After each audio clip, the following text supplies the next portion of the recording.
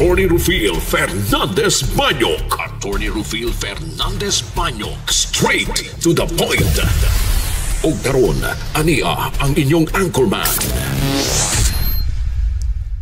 Non in imposumos a liquid adversus veritatem sed pro veritate. Wa kitay mahimo aron sa pagpakigbatok sa kamatuoran, kundi aron sa pagdapig sa kamatuoran. Straight to the point. Luzon, Visayas ug Mindanao, Pilipinas. Og sa katawhan kutob sa mabot sa tong Sibya sa tibuok kalibutan via internet. Maing buntag ug kumusta live gikan sa Queen City of the South, Cebu City, Philippines. Welcome nining atong tulumanon ug inyong tulumanon.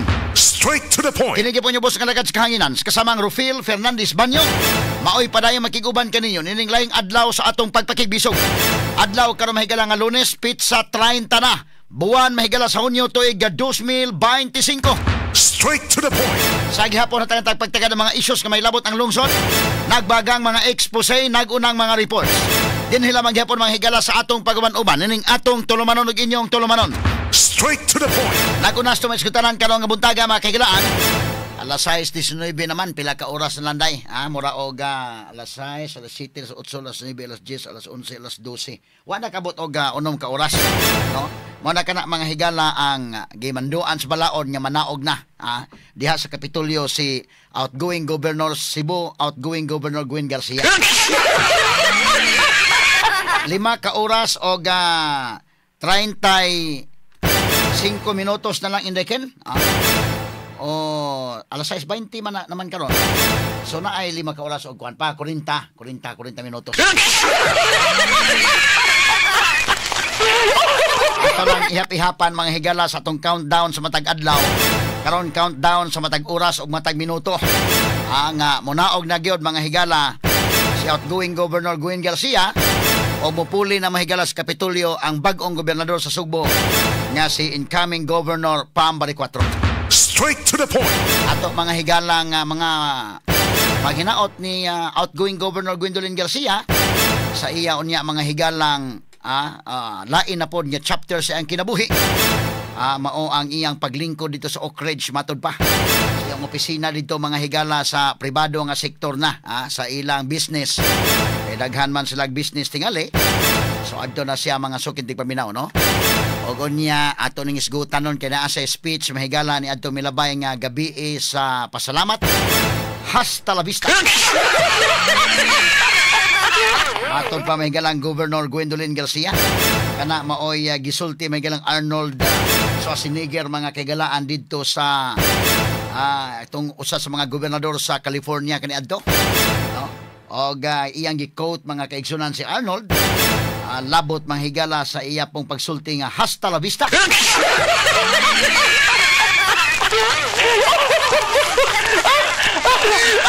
Atala ni agi katawa mga sugintig paminaw kay kinini ang siyempre malipayon man ang katawhan nga ang kinini ang bag-ong gobernador nga mulingkod na sugod karong adlaw. Og ato pod mga higala nga ipanghinaot pod ang iyang laing chapters kinabuhi ni Governor Gwen nga maokira sa dito, no? Nya dawaton lang ang kamatuoran, hinahinay lang gyud og kuan dihan napita kay aron nga makabawi-bawi mahigala sa stress. Og unya pod dili pod mahigala sa itong mga panghinaot sa incoming Governor Pam Bariccuatro nga magmalampuson ang iya mga higalang panggobyerno o gahinaot unta mga higala nga ang mga tao sa ang palibot sa dunay kinasing-kasing nga pagtabang aron nga magmalampuson ang iya mahigalang pagkagobernador ang pagserbisyo ngadto sa katawhan. Straight to the point. Mao na importante daghang mga lessons baya ang makuha gyud, no, sa mga panghitabo daw sama sa teleserye ani tabo mahigala diri sa Kapitolyo. Pag speech pang Governor Gwen Garcia mahigala atong gabi sa pasalamat. Akong ipabati niyo pag-usab karon taud aron nga ato manalisar mga higalag maayo. Iya pang giwitkan gamay day nga kinini ang siya kuno tong 2019 pagka July pagka June 30 dili kuno siya atat na atat. Nakahimo pag pagwitik mahigalas Gobernador Gwendolyn Garcia. Pero sa pikas bahin kanang atat na atat manggod, importante mga nang atat na atat alang sa pagserbisyo, no? Nya ikaduha atat na atat para dili na ka magkapadayon kay matag adlaw nga naa kagod maghimo magug kag milagro. Okay ra gina kayo ba nga kana na ang chill-chill na lang uta ba? Sama ni Davide nga katakanta na video okay. Pero ka na manghilabot pa ka ng mga butang muna nga mayo nga mga tao mo kuan na gyud. Ayo naglangan-langan diha kay bidahan daghan pa may mahilabdan ining kalakiha. Mabitaw na ang nag-countdown ko dire. Alam mahibuan to unsay mga mga lakaw, mga higala matag adlaw kay sama man is teleserye. Straight to the point. Alam mo taga-tagan tanig pagtagad mga kaigsunan. Unsa may mahitabo ani? Adres Kapitolyo do na ba bay seremonyas ani day?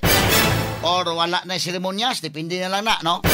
Ato na lang sabton mga kigilan. Kung doon na may seremonyas, ipakita ang kanang professionalism, no? Kaya alang man ni sa pagserbisyo sa katawhan man ning atong pangalagad. Bahalag sakit dughan sa imong kabubuton, no? Kuan gyud, ipakita ang professionalism para sa katawhan. So at least karon doon na pamahayag mahigala si Glenn Suko. Kining iyang pamahayag medyo okay ni. Inaut mo ta mahigala nga kuan, no? Matod pa sa atong balita nga si Vice Governor-elect Glenn Suko ni dasig sa iyang mga kaubanan sa Junta Provincial nga ipatigbabaw ang panaghiusa o kooperasyon subay sa pagsugod na sa bagong administrasyon bisan og gikan sila sa managlahi sa politikanhong partido. Straight to the point. Kani nga statement mga higala ni Glenn Suko video bitamitahan na ni. Muna akong ingon nga itong tagaghigayon si Vice Governor-elect Glenn Suko nga maka-perform sad, no? Sa iya mga higalang pagkabisig gobernador. Kaya kay bawa day og imong buhian as Glenn Suko inday ken pasibaya pod og mulupad di Glenn Suko day. Kana mo ko importante na may lahi og partido gikan pero para sa mga subuanon ang pagserbisyo maghiusa lang yun.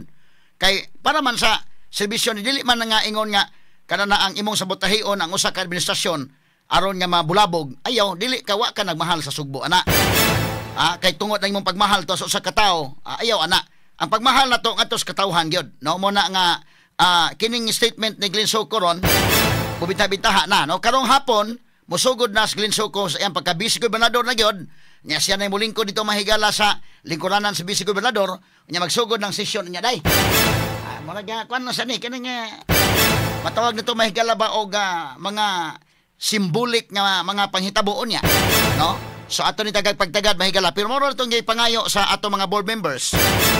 Ang tanan, no, nga sakto ning ingon ni Vice Governor-elect Glenn Suko nga kanana ang nidasig sa iya mga kaubanan nga maghiusa para sa sugbo. Na dili maghiusa pag sabotahe sa administrasyon kay og masabotahe gud na spam. Dili madiskarel ang serbisyo. Katawhan man maoy looy. So muna nga imong tabangan kutob sa mahimo nga ma-successful kay para man ni sa mga katawhan. Di man ni para sa usa ka tawo lang. Labi na ka ng hospital mo gani tagaag pagtagad mahigala kay kita mo sa state sa atong hospital katong ako na hindi pa kita mahigala sa video ug ako nang i-describe kadto ako ipakita ng hospital unya akong tukaran og mabuhi ka subuanon sakto ka ha. Ang subuanon ato klasya sa hospital maglisod og kabuhi.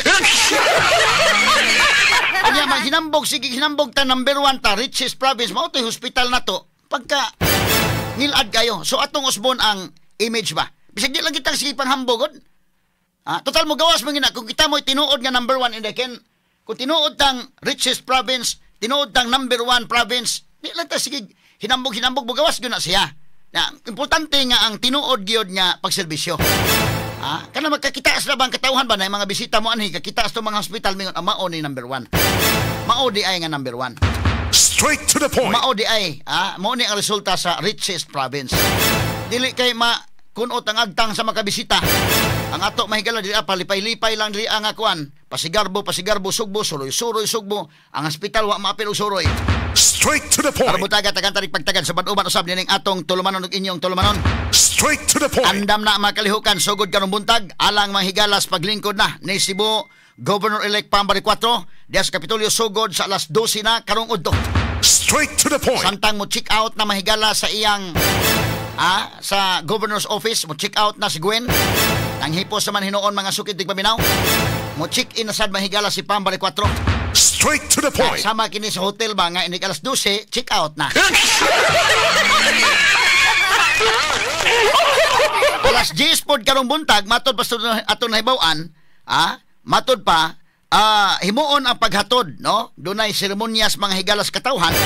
Matod pa nga paghatod kang Governor Pambari 4 diha sa Kapitolyo. di na mga supporters magtapok at tubangan nga bahin sa Kapitol aron paghatod di Bar 4. Samtang sa hapon himuon ang Thanksgiving concert sa atubangan sa Capitol grounds. Straight to the point. Kagabi isad gihimo sa ang Duterte Bar 4 Thanksgiving concert dito sa Plaza Independencia ning Dakbayan sa Subo.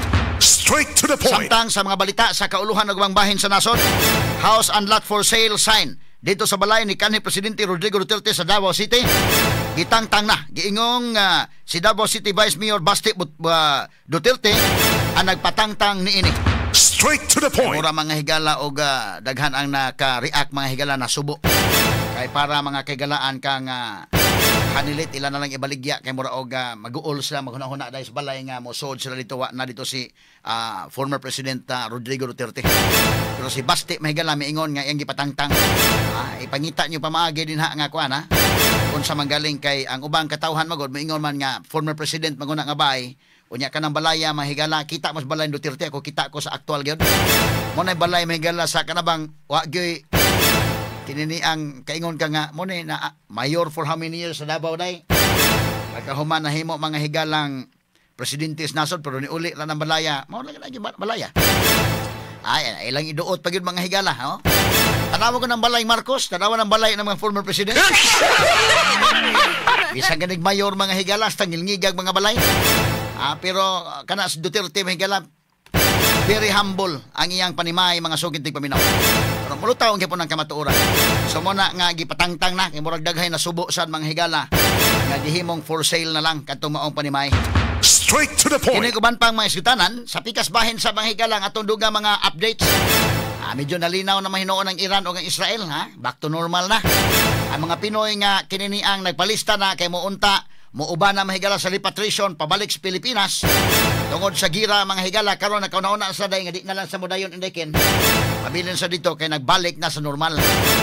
Katong gibuhat mahigala sa Israel o ang gibuhat ni Donald Trump karon dito sa Amerika nabahin doon ay mga tao mahigala permiron sa Donald Trump pero kadugayan mga tao naka-appreciate ang taga-Republican naka-appreciate ang taga-Democrats wa maka-appreciate pero sa pagkakaroon medyo na okay na sila kay naaman day mga clippings na may mga ebidensya sa milabay nga mga presidente nagsige sa plano mahigala batok sa Iran gumikan sa paghimo mahigalag nuclear weapons naghimo na mahigalag mga nuclear nga mga kalihukan para mahigala maghimo og bomba sa base sa uranium enrichment level supulo sa plano pagkang abot ng Trump mahigala bungkag na ni Trump muna nga matod pa nila kini si Trump sa inana lang na pero karon siya mahigalay may broker usab sa kining ceasefire dito sa Middle East na balik na sa kalinaw paspas mga sukit di paminaw taga-tariga pagtagad subs to baduman usab dining atong tulumanon ug inyong tulumanon.